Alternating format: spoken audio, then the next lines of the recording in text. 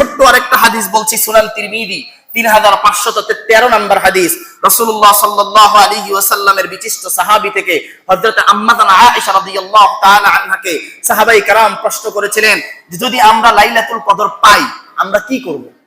তখন আম্মা জান আয়েশা বলছেন, তোমরা যদি লাইলাতুল কদর পাও বিশেষ এই আমলটা করবা, আল্লাহুম্মা ইন্নাকা আফুউন তুহিব্বুল আফওয়া ফাআফু আন্নী, আল্লাহুম্মা ইন্নাকা আফুউন তুহিব্বুল আফওয়া ফাআফু আন্নী, আল্লাহুম্মা ইন্নাকা আফুউন তুহিব্বুল আফওয়া ফাআফু আন্নী।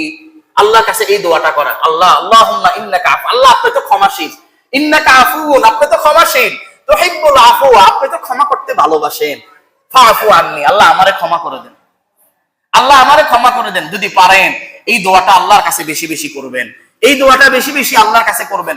পারেন না আরবিতে, বাংলায় বলেন, আল্লাহর কাছে বলেন, আল্লাহ আপনি তো ক্ষমা করেন, আপনি তো ক্ষমা করতে ভালোবাসেন, আল্লাহ আপনি আমাকে ক্ষমা করে দেন। এই দোয়াটা আল্লাহ তাআলার কাছে বেশি বেশি করবেন।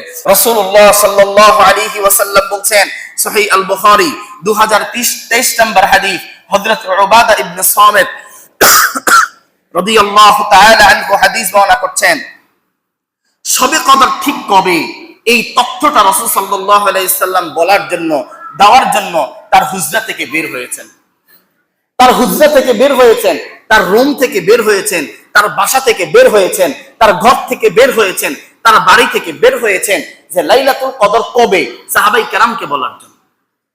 যখন সাহাবায়ে কেরামকে বলার জন্য যখন রাসূলুল্লাহ সাল্লাল্লাহু আলাইহি ওয়াসাল্লাম বের হলেন, তখন রাসূলুল্লাহ সাল্লাল্লাহু আলাইহি ওয়াসাল্লাম দেখলেন ফাতালাহা রাজুলানি মিনাল মুসলিমিন, দুইজন মুসলমানের মধ্যে ঝগড়া লাগছে, দুইজন মুসলমানের মধ্যে রাগারাগি চলতেছে, অভিমান চলতেছে, দুইজন মুসলমানের মধ্যে অভিমান চলতেছে, ঝগড়া চলতেছে।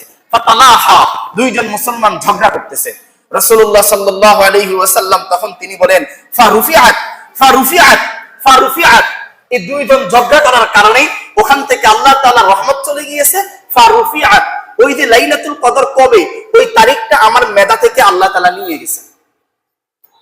পরবর্তীতে রাসূলুল্লাহ সাল্লাল্লাহু আলাইহি সাল্লাম বলছেন ফালতামিসুহা ফিস সাআতি ওয়াস সাবিআতি ওয়াল খামিসাতি, রাসূলুল্লাহ সাল্লাল্লাহু আলাইহি সাল্লাম তিনটা তারিখ বলছেন যে তোমরা 25 রমজান, 27 রমজান এবং 29 রমজান, এই তিন রমজানের মধ্যে তোমরা বিশেষ করে লাইলাতুল কদর খোঁজো। এই হাদিসের মধ্যে, অন্য হাদিসের মধ্যে রাসূলুল্লাহ সাল্লাল্লাহু আলাইহি সাল্লাম বলছেন বেজর রাত্রিতে তোমরা লাইলাতুল কদর খোঁজো। এজন্যই আমি আমার ভাইদেরকে বলবো, প্রিয় ভাই, লাইলাতুল কদর রমাদানুল মুবারকের শেষ বেজর রজনীতে দুই আসেন না, এই বেজর রাত্রিগুলোতে বিশেষ আমল করি, আল্লাহ তাআলার কাছে কান্নাকাটি করি, দোয়া করি, নিজেদের গুনাহগুলোকে আল্লাহ তাআলার কাছ থেকে ক্ষমা নিই। আল্লাহ তাআলা আমাকে সহ আপনাদের সকলকে কবুল করুক, আল্লাহুম্মা আমিন।